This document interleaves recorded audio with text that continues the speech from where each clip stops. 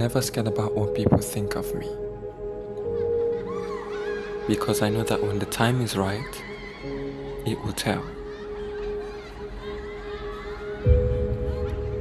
I didn't come to this world to please people, but to make sure I leave a positive impact when I'm no more. So I'm done hiding. I'm done relying on others.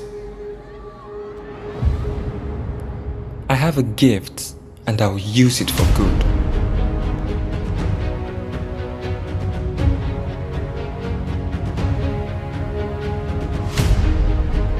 With God by my side, I stand fearlessly, knowing that I will live a fulfilled life.